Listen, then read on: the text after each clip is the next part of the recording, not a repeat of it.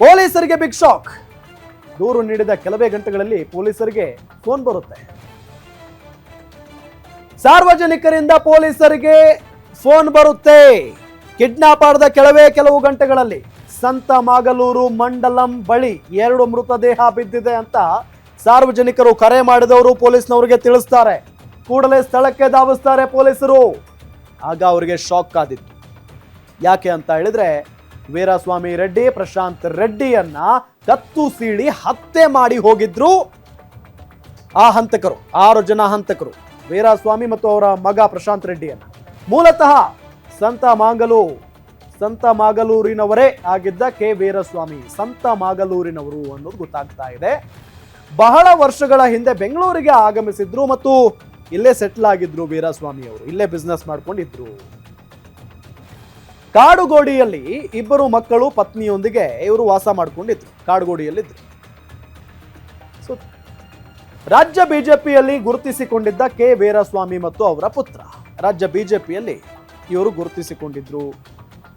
ಎಲ್ಲ ಚಟುವಟಿಕೆಯಲ್ಲಿ ಭಾಗಿಯಾಗ್ತಾ ಇದ್ರು. ಮಹದೇವಪುರದ ಬಿಜೆಪಿ ಯುವ ಮೋರ್ಚಾ ಅಧ್ಯಕ್ಷನಾಗಿದ್ದ ಪ್ರಶಾಂತ್ ರೆಡ್ಡಿಯನ್ನ ಗಮನಿಸಬಹುದು. ಇವರೇ ಮುಂಬರುವ ಬಿಬಿಎಂಪಿ ಚುನಾವಣೆಯಲ್ಲಿ ಸ್ಪರ್ಧಿಸೋದಕ್ಕೆ ಎಲ್ಲಾ ರೀತಿಯಾದಂತಹ ತಯಾರಿಯನ್ನ ಕೂಡ ಇವರು ಮಾಡ್ಕೊಂಡಿದ್ರಂತೆ. ನೋಡಿ, ಮುಂಬರುವಂತ ಬಿಬಿಎಂಪಿ ಚುನಾವಣೆಯಲ್ಲಿ ಸ್ಪರ್ಧೆ ಮಾಡಬೇಕು ಅನ್ಕೊಂಡಿದ್ರಂತೆ. ಬೆಂಗಳೂರಿನ ಬಿಜೆಪಿ ನಾಯಕರೊಂದಿಗೆ ಸ್ನೇಹವನ್ನ ಹೊಂದಿದ್ರು ವೀರಸ್ವಾಮಿ. ದೊಡ್ಡವರ ಜೊತೆಗೆ ದೊಡ್ಡ ಉದ್ಯಮಿ, ಹಾಗಾಗಿ ದೊಡ್ಡವರ ಒಂದು ಸಹವಾಸವೂ ಕೂಡ ಇರುತ್ತೆ, ಪರಿಚಯ ಕೂಡ ಇರುತ್ತೆ, ಸ್ನೇಹ ಕೂಡ ಇರುತ್ತೆ.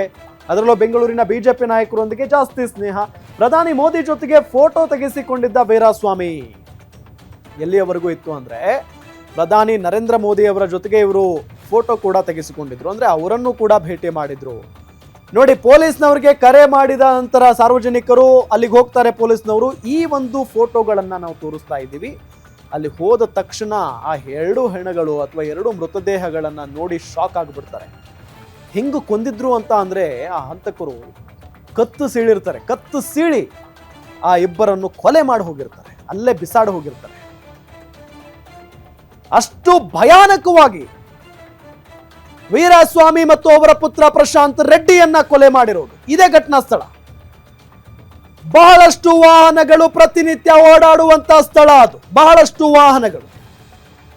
ಅಂತ ಒಂದು ಸ್ಥಳದಲ್ಲಿ ಆ ಉದ್ಯಮಿ ವೀರಸ್ವಾಮಿ ಮತ್ತು ಅವರ ಪುತ್ರ ಪ್ರಶಾಂತ್ ರೆಡ್ಡಿಯನ್ನ ಕೆಳಗಿಳಿಸಿ ಕತ್ತು ಕೊಯ್ದು ಅಲ್ಲೇ ಬಿಸಾಡಿ ಹೋಗಿರ್ತಾರೆ. ಸೊ ಅಲ್ಲಿಗೆ ಹೋಗ್ತಾ ಬರ್ತಾ ಇರುವಂತವರು ಏನೋ ಆಗಿದೆಯಲ್ಲ ಇಲ್ಲಿ ಅಂತ ಹೇಳಿ ನೋಡಿ ಪೊಲೀಸ್ನವರು ಕರೆ ಮಾಡಿ, ಸಾರ್ ಈ ರೀತಿಯಾಗಿ ಕೊಲೆ ಆಗಿದೆ, 2 ಹೆಣಗಳು ಬಿದ್ದಿದ್ದಾವೆ, 2 ಮೃತದೇಹಗಳು ಬಿದ್ದಿದ್ದಾವೆ ನೋಡಿ ಅಂತ ಹೇಳ್ತಾರೆ. ಆ ಕ್ಷಣಕ್ಕೆ ಪೊಲೀಸ್ನವರು ಸ್ಥಳಕ್ಕೆ ಬಂದು ನೋಡಿದಾಗ ಶಾಕ್ ಆಗಿದೆ. ಯಾಕೆ ಅಂತ ಹೇಳಿದ್ರೆ, ಅಷ್ಟರಲ್ಲೇ ನಾಗಭೂಷಣ್ ಅವರು ಅಂದ್ರೆ ವಕೀಲ ನಾಗಭೂಷಣ್ ಕಂಪ್ಲೇಂಟ್ ಕೊಟ್ಟಿರ್ತಾರೆ. ಕಂಪ್ಲೇಂಟ್ ಕೊಟ್ಟ ಕೆಲವೇ ಗಂಟೆಗಳಲ್ಲಿ ಫೋನ್ ಬರುತ್ತೆ, 2 ಹೆಣಗಳು ಬಿದ್ದಿದ್ದಾವೆ ಅಂತ ಹೇಳಿ. ಬಂದು ನೋಡಿದಾಗ ಕಂಪ್ಲೇಂಟ್ ನಲ್ಲಿ ಹೆಸರು ದಾಖಲಾಗಿತ್ತಲ್ಲ, ಕೆ ವೀರಸ್ವಾಮಿ ಮತ್ತು ಪ್ರಶಾಂತ್ ರೆಡ್ಡಿ ಅವರೇ ಅಲ್ಲಿ ಸತ್ತಿರು.